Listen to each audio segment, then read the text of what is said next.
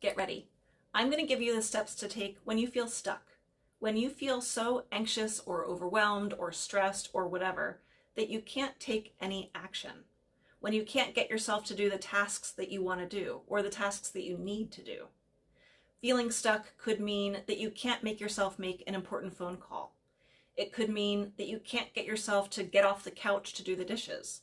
Or it could mean that you can't get yourself to take any steps to support an important cause, even though it's really meaningful to you and you want to. When you're stuck in this way, the psychological term is behavioral inhibition. And what's happening is that you're stuck in the freeze part of the fight, flight, freeze, or fawn response. In other words, your brain thinks you're in danger and it's trying to protect you by having you freeze. If you were a prey animal, you'd be playing dead and hoping that the predator overlooks you. Since you're a person, you just feel stuck and you physically can't get yourself to take certain actions, or maybe any actions.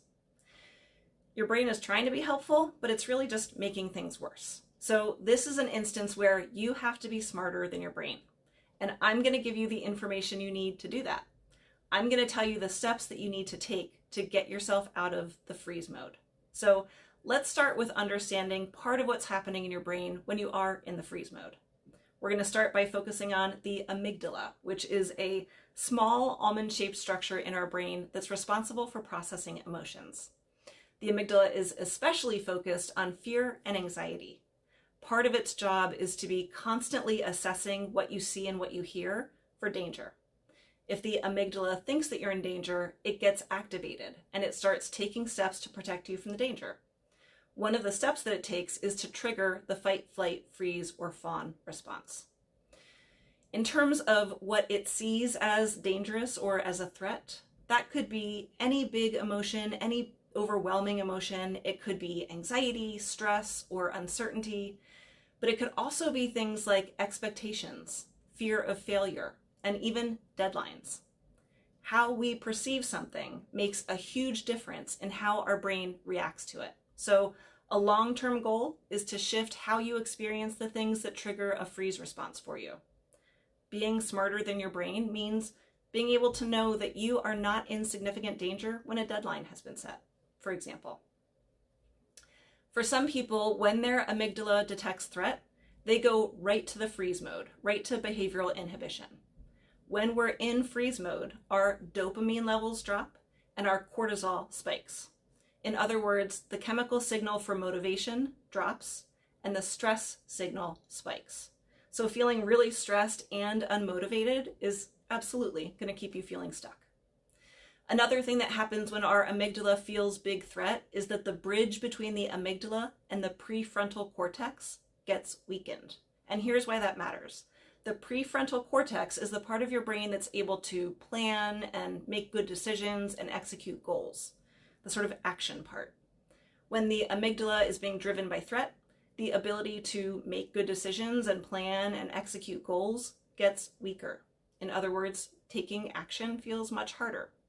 Again, freezing is meant to be protective, but it is incredibly frustrating and often very unhelpful to not be able to take the action you want to take. So far, there are two takeaways that I want you to have.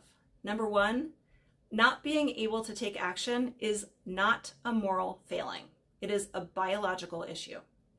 Number two, if you understand what's happening in your brain, you can approach it from a more informed perspective and therefore take more effective steps. So, from this informed perspective, I'm going to give you 3 specific steps that you can take to ease yourself out of freeze mode and 3 suggestions about how to stay out of freeze mode. The goal is to not try to brute force your way out of it. Don't be a drill sergeant. I'm sure you've already tried that and it hasn't worked. We're going to try something new. We're going to work on sending your amygdala the message that you're safe. So the first step you can take to ease out of freeze and help your amygdala know that you're safe is literally to take a step. Movement sends the message to your brain that you're safe. So take a short walk, do some yoga poses, or dance in your house for a minute. Something brief. If movement is part of the stuckness, the movement can be smaller. You could stretch your arms over your head. You could swing them from side to side. any movement like that helps.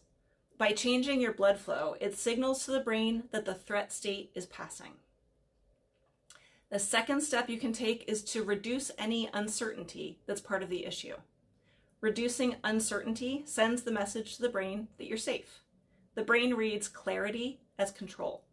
So even breaking down a task into 3 smaller tasks will increase the sense that you know what to do next and make your brain feel safer. Making a to-do list for the next day or for the next hour is another thing that you can do to make the amygdala feel less threatened. Then, when you do accomplish a small thing and you cross it off the list, you're actually activating your reward system, which helps with motivation.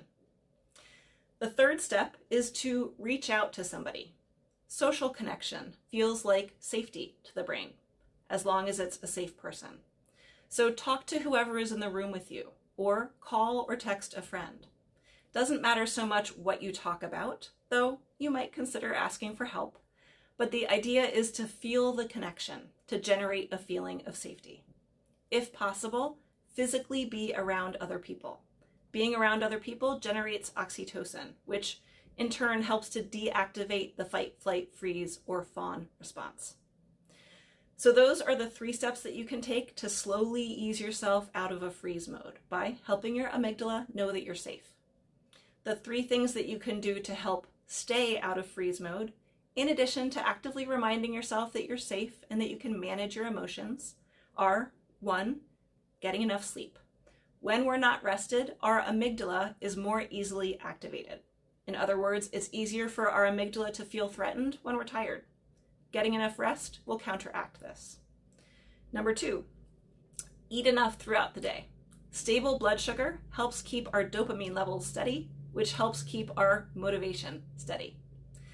And number 3, cut out the mean self-talk and practice being compassionate to yourself. Mean self-talk increases cortisol, which is the stress neurochemical, and it suppresses dopamine, the motivation neurochemical. We've already talked about how that increases anxiety and decreases our ability to access motivation. Not helpful. Compassion, on the other hand, activates the anterior cingulate cortex, which is a part of the brain that supports motivation and emotional balance. So if we're kind to ourselves when we're in pain, instead of being mean to ourselves about it, we're much more likely to be able to act in a helpful way instead of being stuck. So if you are a person who gets stuck and can't take the actions you want to take when you feel emotionally overwhelmed or anxious or stressed or whatever, think about what's happening in your brain. Work on being kind to yourself. This is not you failing. This is not you sucking. This is biology doing what it's programmed to do. Then take the 3 steps to support your amygdala so it can better support you. If you found this video helpful, follow me for more information and strategies that will make your life easier and more meaningful. I'm Dr. Suzanne Manser, clinical psychologist and therapist.